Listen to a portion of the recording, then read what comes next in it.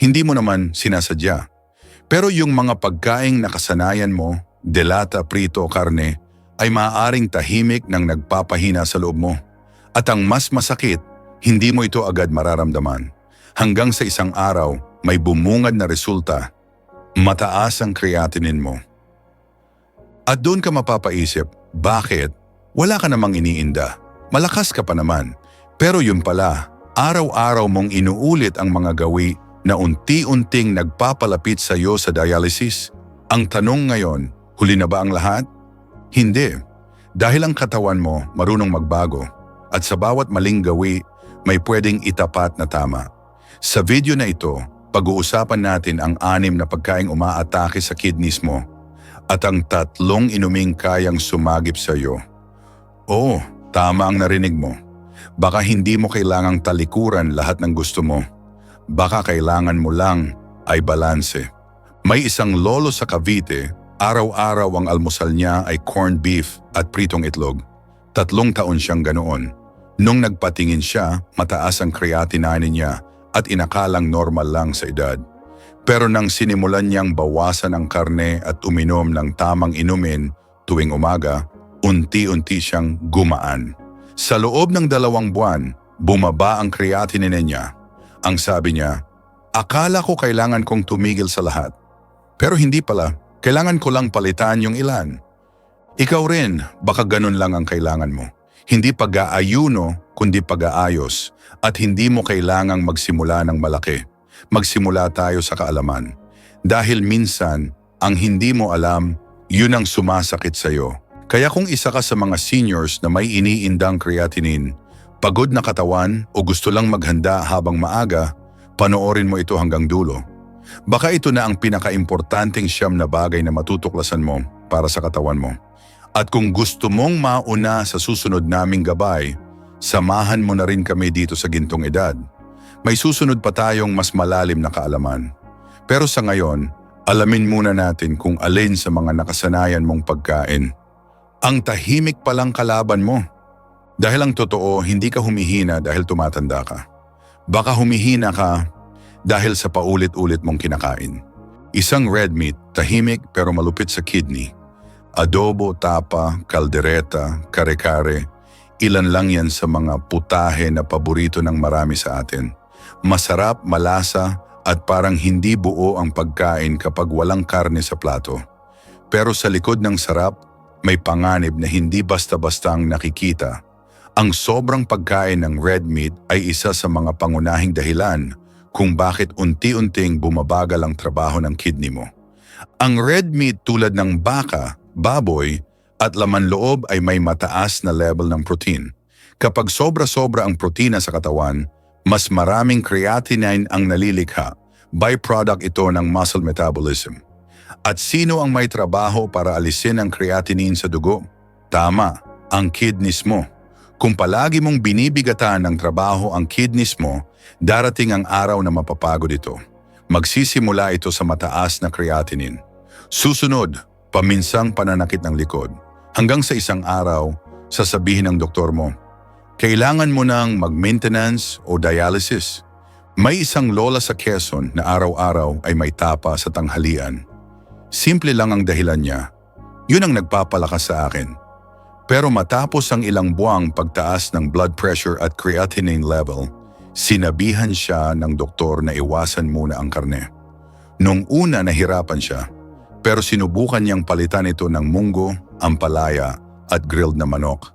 Sa loob lang ng 1 buwan, bumaba ang creatinine niya. At higit pa roon, bumalik ang lakas niya sa umaga. Hindi naman sinasabi na bawal na ang karne. Ang susi rito ay moderasyon. Kung dati 2 hiwa ng baboy ang nasa plato mo, baka pwedeng gawin mong 1. Kung araw-araw may red meat ka, baka pwedeng every other day na lang. At kung kayang palitan ng gulay kahit 2 beses sa 1 linggo, malaking bagay na yon. Mas maganda kung idadagdag mo rito ang ilang healthy na inumin na may anti-inflammatory at antioxidant properties. Lalo na kung may creatinine concern ka na. Maraming studies ang nagsasabing ang tamang kombinasyon ng pagkain at inumin ay may malaking epekto sa kidney health. Ang payo ng mga nephrologists, huwag mong hintaying lumala. Ang simpleng pagbabago sa ulam ay pwedeng makapagpahaba ng buhay. Kaya sa susunod mong grocery o palengke trip, isipin mo, ito ba'y panlasa lang o pangmatagalang lakas? Hindi mo kailangang isuko ang lahat. Ang kailangan lang ay tanungin mo ang sarili mo. Worth it ba ang sarap kung kapalit nito ay paghinaan ng katawan mo? Sa susunod na ulam mo, baka ito na ang tanong na dapat mong sagutin. 2 processed food, masarap pero delikado. Corned beef, hotdog, tocino, longganisa, delatang sardinas, lahat ng ito ay paborito ng maraming seniors. Madali silang lutuin, mura at matagal bago mapanis. Kaya naman araw-araw na silang bahagi ng almusal o hapunan. Pero ang hindi alam ng marami, ang mga pagkaing ito ay puno ng sodium, phosphorus, preservatives at iba pang chemical na direktang sumisira sa kidney. Ayon sa mga nephrologists, kapag mataas ang sodium intake mo araw-araw, pinipuwersa mo ang kidneys mo na doblehin ang trabaho nito. Kapag hindi na kinaya, doon na pumapasok ang problema. Tumataas ang creatinine, namamaga ang katawan at unti-unting bumababa ang energy level. Bukod sa sodium, may phosphorus din ang karamihan sa mga delata. Ang sobrang phosphorus ay pwedeng magdulot ng problema sa buto at dagdag na pasanin sa kidneys. Ang mga preservatives naman, gaya ng nitrate at nitrite, ay hindi lang kidney ang sinisira. May mga pag-aaral na konektado ito sa problema sa daluyan ng dugo. Kaya kung iniisip mong safe ang delata, basta may kanin, mag-isip kang muli. Lalo na kung senior ka na at araw-araw mo itong inuulit. Ang solusyon, hindi agad-agad na pagbabawal, kundi unti-unting pagbabawas. Kung dati ay araw-araw ang hotdog, subukan mong gawing 1 o 2 beses na lang sa isang linggo. Kung dati ay laging canned goods ang baon mo, palitan mo ito ng nilagang itlog, ginisang gulay o sabaw na may laman. Kung hindi talaga maiwasan, mas mabuti kung banlawan mo muna ang delata para mabawasan ang sodium. At kapag namimili ka sa grocery, hanapin mo yung may low sodium na label. May mga alternatibo naman kung maghahanap ka lang. Importante ring uminom ng sapat na tubig kapag kumain ka ng high sodium food. At kung kaya, ipares mo ito sa inuming may natural cleansing properties tulad ng lemon water o barley tea. Para kahit paano, nababalanse mo ang epekto. Tandaan mo, ang katawan ay parang makina. Kung palaging pinapasukan ng maalat, mamantikang delata, darating ang araw na hihina ito. Huwag mong hayaang sa laboratory, result ka pa magulat. Bawasan habang maaga pa. Dahil sa edad natin ngayon, wala nang dapat itapon na lakas. Lahat ng enerhiya kailangang iniipon, hindi inuubos. 3 fried food, lumulutang sa mantika, lumulubog ang kalusugan. Kapag may family gathering, fiesta, o kahit simpleng tanghalian lang sa bahay, ano ang kadalasang ulam? Pritong isda, tortang talong, longganisa, lumpiang Shanghai, masarap, mabilis lutuin at bagay sa kanin. Pero ang problema, ang sobrang mantika, lalo na kung paulit-ulit na ginagamit, ay isang tahimik pero malupit na kalaban ng kidneys. Kapag kumain ka ng mamantikang pagkain araw-araw, tumataas ang triglycerides sa dugo. At kapag mataas ang triglycerides, lumalaki ang posibilidad na magbara ang maliliit na ugat sa loob ng kidneys. Hindi na nakakadaloy ng maayos ang dugo, nababawasan ang oxygen at nutrients sa filter ng kidney. Ang resulta, pagtaas ng creatinine, pagbaba ng function, at kapag hindi na agapan, dialysis. May isang kwento si Mang Ernesto, 67 anyos mula sa Batangas. Halos 3 beses sa isang araw, may pritong pagkain siya. Tuyo sa umaga, tortang giniling sa tanghali at fried chicken sa gabi. Hindi siya naninigarilyo, hindi umiinom, pero nagtataka siya kung bakit palagi siyang pagod at parang laging namamaga ang binte. Nang magpa-check up siya, mataas ang creatinine niya. Sinabihan siya ng doktor, iwasan ang paulit-ulit na mantika, subukan ang pinakuluan, iniihaw o steamed. Noong una, parang walang lasa raw.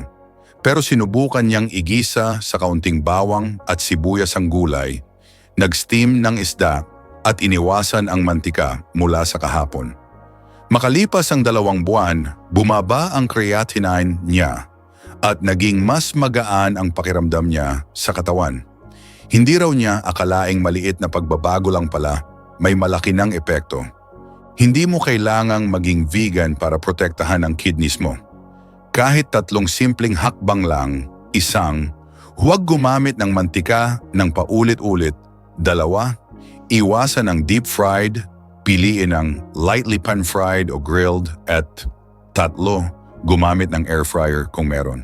Sa totoo lang, mas nakakatipid pa ito sa gas at mantika. Ang mantika ay hindi masama sa sarili nito, pero kapag sobra at paulit-ulit, nagiging lason sa loob. Para sa mga seniors, hindi na biro ang epekto nito. Tandaan, hindi mo kailangang tanggalin lahat ng masarap. Pero kung pipili ka kung kailan, gaano karami, at paano mo iluluto, baka mapanatili mong malusog ang katawan mo nang hindi isinusuko ang panlasa mo. Kaya sa susunod na magprito ka, tanungin mo ang sarili mo, ito ba'y pampalasa lang o unti-unti nang nagpapabigat sa katawan mo? Ang sagot mo, pwedeng magtakda kung gaano pa katagal magiging malaya sa maintenance ang kidneys mo. 4, sobrang asukal, matamis sa bibig, mabigat sa kidney. Sino ba naman ang hindi mahilig sa matamis?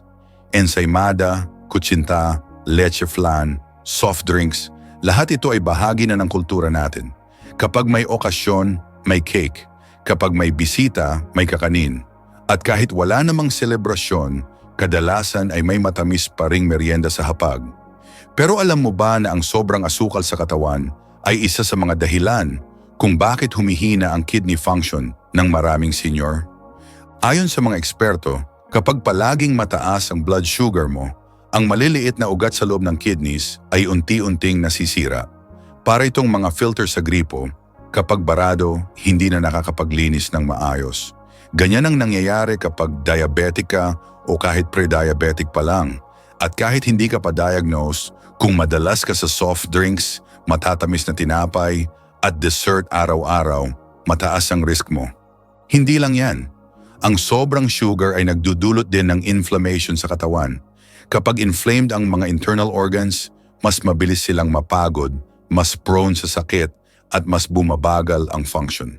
Ang kidneys, bilang pangunahing tagalinis ng katawan, ang unang-unang tinatamaan. Marami sa mga matatanda ang iniisip na basta hindi sumasakit ang katawan, okay pa sila. Pero sa totoo lang, ang pinsalang dulot ng sugar ay hindi agad nararamdaman. Tahimik ito, unti-unti. Hanggang sa isang araw, mataas na ang creatinine, sumasakit na ang tagiliran, at hinihingal kahit konting lakad lang. Ang solusyon, hindi bawal ang matamis, pero kailangan mo itong kontrolin. Kung dati ay araw-araw may soft drinks ka, subukan mong gawing tuwing linggo na lang.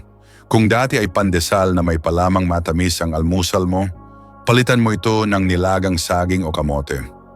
Pareho pa rin ang tamis pero mas ligtas sa kidneys mo. Makakatulong din kung magbabasa ka ng nutrition label. Minsan kahit ang juice o yogurt na healthy, ang label ay puno pala ng hidden sugar. Mas mainam ang tubig na may calamansi o herbal tea.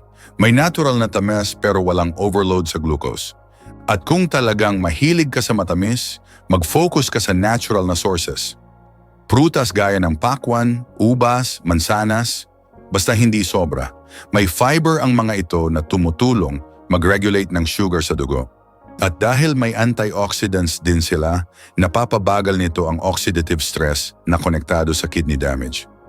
Huwag mo ring kalimutang kumilos.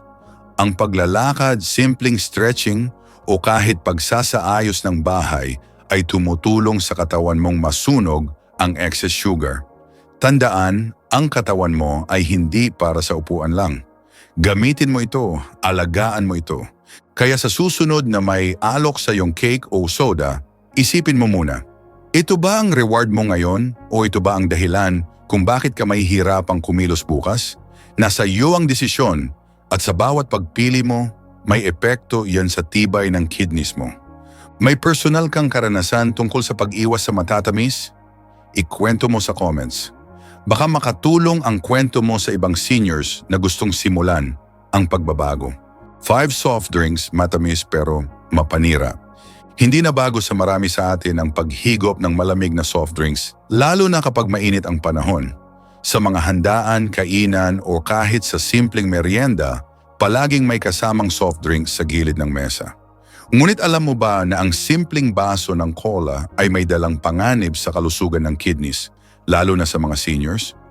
Ang soft drinks ay puno ng asukal at phosphoric acid, dalawang sangkap na matagal nang iniuugnay sa paglala ng sakit sa kidney. Ang sobrang asukal ay nagdudulot ng insulin resistance at type 2 diabetes na parehong pangunahing sanhi ng chronic kidney disease. Samantala, ang phosphoric acid ay maaaring magpababa ng calcium sa katawan at magdulot ng imbalance sa blood pH level na masama para sa kidney function. Ayon sa mga pag-aaral, ang regular na pag-inom ng soft drinks, kahit pa diet variants, ay may kaugnayan sa pagbaba ng glomerular filtration rate, isang mahalagang sukatan ng kalusugan ng kidneys. Mas mababa ito, mas mahirap para sa katawan na salain ang dumi at toxins sa dugo. Sa mga seniors na natural nang humihina ang kidney function dahil sa edad, mas delikado ito. Bukod pa rito, ang caffeine na matatagpuan sa karamihan ng soft drinks ay maaaring magdulot ng dehydration, lalo na kung hindi sapat ang iniinom na tubig. Tandaan, ang kidneys ay nangangailangan ng sapat na hydration para gumana ng maayos. Kung mapapalitan ng soft drinks ang tubig sa araw-araw, unti-unting maaapektuhan ang kakayahan ng katawan na mag-detoxify. May mga nagsasabi na wala namang epekto kasi matagal ko nang iniinom. Pero ang epekto ng soft drinks ay hindi agad-agad. Diyan ito mas mapanganib dahil tahimik itong sumisira. Parang kalawang na hindi mo agad mapapansin, pero unti-unting sumasama ang kondisyon hanggang sa mahuli na ang lahat. Kung ikaw ay 60 anyos pataas at may kasaysayan ng diabetes, hypertension o kidney problems, mas lalong dapat mag-ingat. Ang pagputol sa soft drinks ay hindi madali, lalo na kung naging bahagi na ito ng iyong lifestyle. Pero hindi imposible. Pwede mong simulan sa unti-unting pagbawas, mula sa araw-araw, gawing kada linggo, hanggang sa tuluyang maiwasan. Kung gusto mo pa rin ng may lasa ang iniinom mo, maraming alternatibo, tulad ng tubig na may hiwa ng pipino o kalamansi, herbal teas at coconut water. Ang mahalaga, hindi mo kailangang tiisin ang uhaw sa kapalit ng dahan-dahang pagkapinsala ng kidneys mo. Sa pag-iwas sa soft drinks, hindi mo lang pinoprotektahan ang kidneys mo. Pinapalakas mo rin ang buong katawan laban sa diabetes, obesity, at iba pang lifestyle diseases. Tandaan, bawat baso ng tubig na pinili mo kapalit ng soft drinks ay isang hakbang papalayo sa dialysis at ospital. Hindi mo kailangang hintayin pang may maramdaman. Pwede kang magsimula ngayon. Piliin ang tubig. Piliin ang buhay. Pangalagaan ang kidneys mo sa mga simpleng desisyon araw-araw. 6 na instant noodles, murang ginhawa, mahal ang kapalit. Si Mang Celso ay 67 taong gulang. Mag-isa siyang naninirahan sa isang maliit na barong-barong sa gilid ng palengke. Dahil sa kakapusan sa pera, madalas ay instant noodles lang ang kanyang hapunan. Mura, mabilis lutuin, at may lasa raw. Iyon ang palagi niyang sinasabi. Pero sa likod ng bawat pakete ng noodles, may kasamang panganib na hindi agad nakikita. Ang instant noodles ay mataas sa sodium. Isang pakete pa lang, minsan ay katumbas na ng kalahati o higit pa ng rekomendadong sodium intake sa isang araw. Kapag mataas ang sodium sa katawan, pinipilit nito ang kidneys na magtrabaho ng husto para i-filter ito. Sa katagalan, humihina ang kidneys at mas tumataas ang risk ng high blood pressure at kidney failure. Hindi lang yon.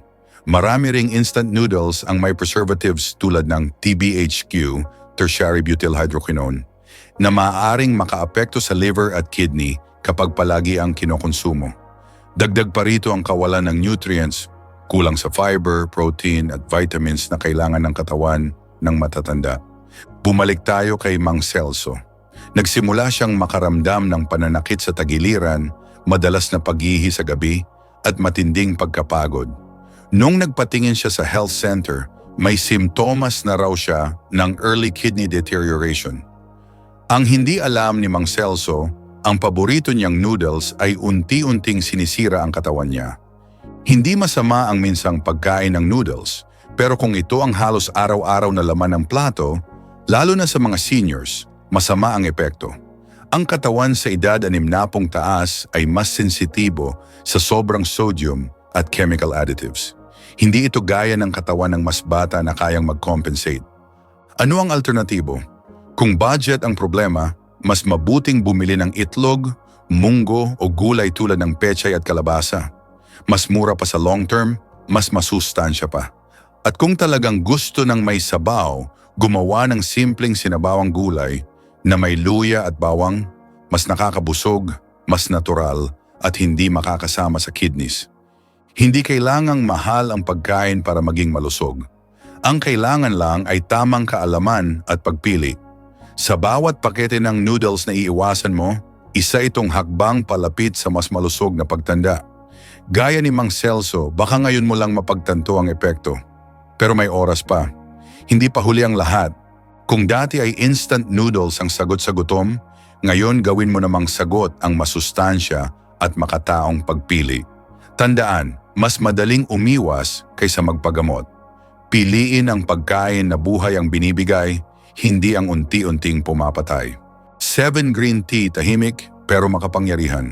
Sa isang tahimik na baryo sa Nueva Vizcaya, araw-araw na naglalakad si Aling Felisa sa kanyang maliit na bakuran habang may hawak na tasa ng mainit na green tea. 78 taong gulang na siya, pero ang lakas ng kanyang katawan ay parang mas bata pa sa kanyang edad. Ayon sa kanya, simula raw nang palitan niya ang soft drinks at 3-in-1 coffee ng simpleng green tea, napansin niyang mas bihira siyang mapagod, mas magaan ang pakiramdam at mas maayos ang kanyang pag-ihi. Hindi lang si Aling Felisa ang nagsasabi nito. Maraming pag-aaral na ang nagsusulong ng regular na pag-inom ng green tea bilang proteksyon sa kidneys. Bakit? Dahil ang green tea ay mayaman sa catechins, isang klase ng antioxidants na tumutulong para labanan ang oxidative stress, na isa sa mga pangunahing dahilan ng kidney inflammation at cell damage. Sa mga seniors, ang katawan ay mas mabilis maapektuhan ng toxins.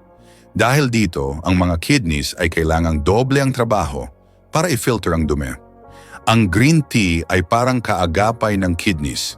Tahimik ang galaw pero malakas ang suporta. Ibinababa nito ang posibilidad ng pagkakaroon ng kidney stones at nakakatulong sa regulation ng blood pressure, dalawa sa mga kadalasang problema ng mga matatanda. Hindi mo kailangang ubusin ang buong takuri araw-araw. Isang tasa sa umaga habang naghihintay ng init ng araw at isa sa hapon habang nagpapahinga, iyan ay sapat na para makuha ang benepisyo. Tandaan lang, huwag lalagyan ng sobrang asukal. Ang green tea ay epektibo kapag iniinom sa natural nitong lasa o may kaunting kalamansi kung nais mo ng variation.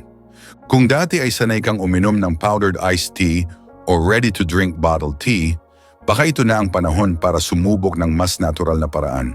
Hindi lang ito makakatulong sa kidneys, kundi pati sa digestion, mental focus at energy levels mo sa buong araw. May mga senior na nagsasabing hindi sila sanay sa lasa ng green tea. Pero gaya ng maraming bagay sa buhay, ang pag-aalaga sa sarili ay nangangailangan ng konting adjustment. Baka sa una ay mapait, pero kapag nasanay na ang dila mo, mararamdaman mong parang may kapalit ang bawat lagok.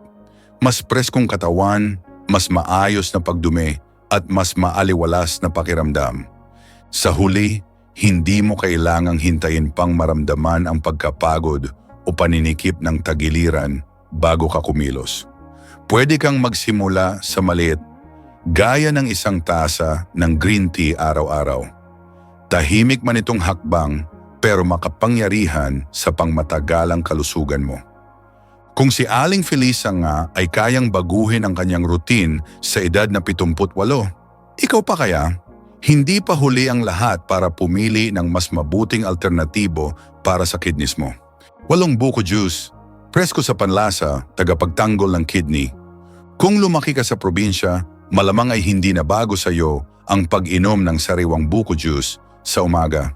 Pero alam mo ba na bukod sa pagiging pampalamig at pampatanggal uhaw, may taglay pala itong kakayahan na protektahan ang ating kidneys? Hindi lang ito chismis mula sa kanto, may suporta ito mula sa agham. Una, ang buko juice ay natural na may potassium at magnesium, dalawang mahalagang mineral na tumutulong sa pagpapanatili ng tamang fluid balance sa katawan. Kapag maayos ang balanse ng fluids, hindi masyadong nahihirapan ang kidneys sa pag-filter ng dugo at sa pagtatanggal ng dumi. Sa edad 60 taas, ito ay kritikal dahil mas bumabagal na ang normal na kidney function. Ikalawa, may diuretic effect ang buko juice. Ibig sabihin, nakakatulong ito sa mas regular at mas malinis na pag-ihi. Sa ganitong paraan, naiiwasan ang pagkakaroon ng kidney stones at naaalis ang sobrang asin at toxins mula sa katawan. Marami ng seniors sa mga health center ang nakapansin na mas maginhawa ang pakiramdam nila kapag regular silang umiinom ng buko juice sa halip na soft drinks o powder juices. Pero hindi lang iyon. Ang natural na asukal sa buko juice ay hindi kasing taas ng mga commercial drinks.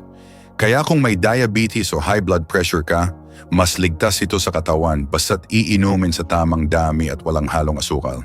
Tandaan, buko juice na direkta mula sa nyog, hindi yung naka-tetra pack na may sangkatutak na preservatives at additives.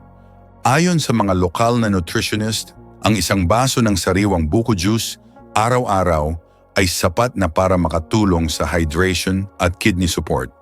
Ngunit dapat tandaan na hindi ito pamalit sa tubig.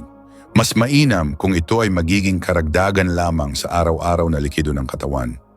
Kaya kung ikaw ay may edad 60 taas at gusto mong mapanatiling malusog ang kidneys mo, subukan mong gawing bahagi ng iyong routine ang buko juice. Sa halip na magkape ng 3 beses sa isang araw, bakit hindi 1 beses buko juice muna sa umaga? Maliit na adjustment lang ito, pero maaaring magbigay ng malaking benepisyo. Isa pa, kung ito'y magiging parte ng pang-araw-araw na pag-aalaga mo sa sarili mo, baka mapansin mong mas lumalakas ang katawan mo, mas bihira ang pagsakit ng tagiliran at mas banayad ang paghihi. Hindi kailangang maghanap pa ng mamahaling supplements. Minsan, ang pinakamabisang gamot ay matagal nang nasa paligid mo. Simpleng buko juice lang pala ang kailangan para matulungan ang kidneys mong manatiling malakas at malinis. 9. Pakwan juice. Pampalamig sa init, panglinis sa kidney. Mainit ang panahon, pawis na pawis ka at parang nauuhaw ka sa kakaibang inumin. Imbes na soft drinks, subukan mong kumurot ng piraso ng pakwan o gumawa ng homemade na pakwan juice. Hindi lang ito pampatanggal uhaw, maaring ito na rin ang susi para malinis ang iyong kidneys. Ang pakwan watermelon ay may halos 72% tubig, kaya't napakahusay nitong pampahydrate. Sa mga matatanda, lalo na ang edad 60 pataas, ang dehydrasyon ay isang panganib na madalas hindi napapansin. Kapag kulang ang tubig sa katawan, mas bumabagal ang trabaho ng kidneys at lumalaki ang tsansa ng kidney stones at urinary tract infection. Dito pumapasok ang ganda ng pakwan juice, hydration plus cleansing in one. Ayon sa mga pag-aaral, ang pakwan ay may taglay na citrulline, isang amino acid na nakakatulong para mapababa ang blood pressure at mapabuti ang daloy ng dugo. Ang magandang daloy ng dugo ay tumutulong sa bato ng kidney na mas epektibong mag-filter ng dumi sa katawan. Bukod pa diyan, may antioxidant din ito gaya ng lycopene na tumutulong laban sa pamamaga o inflammation sa katawan. Isang magandang halimbawa si Aling Feli, 67 taong gulang mula sa Laguna. Minsan sa isang medical mission, ikinuwento niya na dati ay hirap siyang umihi at laging masakit ang tagiliran. Nang sinubukan niyang uminom ng fresh watermelon juice araw-araw, unti-unti raw nawala ang kirot at mas gumaan ang pakiramdam niya. Ngayon, bahagi na ito ng kanyang almusal. Paano ito inumin? Simple lang. Kumuha ng hinog na pakwan, tanggalin ang buto, ilagay sa blender at huwag nang lagyan ng asukal. Optional kung gusto mong lagyan ng konting kalamansi para sa dagdag vitamin C at lasa. Isang baso bawat araw, lalo na tuwing tanghali o pagkatapos ng physical activity, ay malaking tulong sa kidney cleansing. Importante ring tandaan, huwag susobra. Kahit mabisa ang pakwan juice, kung sobra-sobra rin ang intake sa isang araw, baka magdulot ng imbalance sa electrolytes. Moderation is always key. Kaya kung naghahanap ka ng natural, abot-kaya at preskong inumin na may benepisyo sa kidneys, ang pakwan juice ay isang hindi mo dapat palampasin. Nasa paligid mo lang, pero maaring ito na ang pinakamadaling paraan para panatilihing malinis at masigla ang iyong kidneys. Ngayon na nakuha mo na ang 3 pinakamabisang inumin para sa kidney support, maaari mo nang piliin kung alin dito ang pinaka-practical sa lifestyle mo. Alin man ang piliin mo, tandaan, bawat baso ay hakbang patungo sa mas malusog na katawan. Kung umabot ka sa bahaging ito, isa kang tunay na nagmamalasakit sa sarili mong kalusugan. Gamitin mo ang kaalamang ito para alagaan ang iyong katawan, lalo na ang kidneys mo, na tahimik pero mahalagang bahagi ng buhay mo. At kung may natutunan ka sa video, mag-iwan ka ng komento. Sa simpleng pagbabahagi mo ng saloobin, baka may isa ka nang natulungan. Maraming salamat sa panonood. Huwag kalimutang mag-subscribe para sa mas marami pang gabay at kaalaman para sa mas malusog at mas matalinong pagtanda.